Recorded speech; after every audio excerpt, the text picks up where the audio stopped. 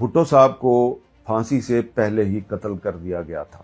دو کوششیں ہوئی، ایک تو یہ کہ بھٹو صاحب جو ہیں وہ معافی مانگ کے پاکستان سے باہر چلے جائیں، ڈیل کر کے پاکستان سے باہر چلے جائیں، وہ انہوں نے انکار کر دیا۔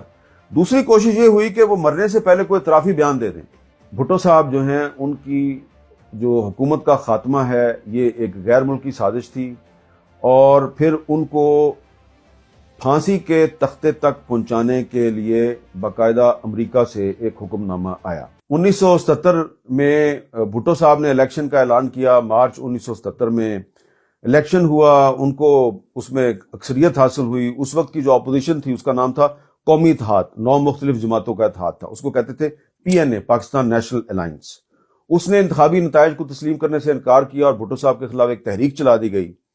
اب وہ جو تحریک چلائی گئی تو اس تحریک کے بعد 28 اپریل 1977 کو ذوالفقار علی بھٹو صاحب نے قومی اسمبلی اور سینٹ کے ایک مشترکہ اجلاس سے خطاب کرتے ہوئے اپنے خلاف غیر ملکی سازش کا انکشاف کیا۔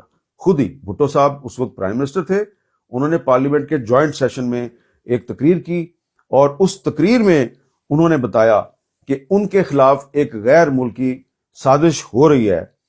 اس سٹوری کے مطابق بھٹو صاحب کہہ رہے ہیں کہ امریکہ ان سے اس لیے ناراض ہے، نمبر 1 کہ ویتنام کے مسئلے پہ بھٹو صاحب نے امریکہ کی مخالفت کی، اور نمبر 2 جو عرب اسرائیل جنگ تھی 1973 کی، اس عرب اسرائیل جنگ میں ذوالفقار علی بھٹو صاحب نے عربوں کی مدد کی اور اسرائیل کی مخالفت کی، اور تیسری بات جو بھٹو صاحب نے اپنی تقریر میں کہی تھی وہ تھا کہ امریکہ پاکستان کے نیوکلیئر پروگرام کو بند کروانا چاہتا ہے۔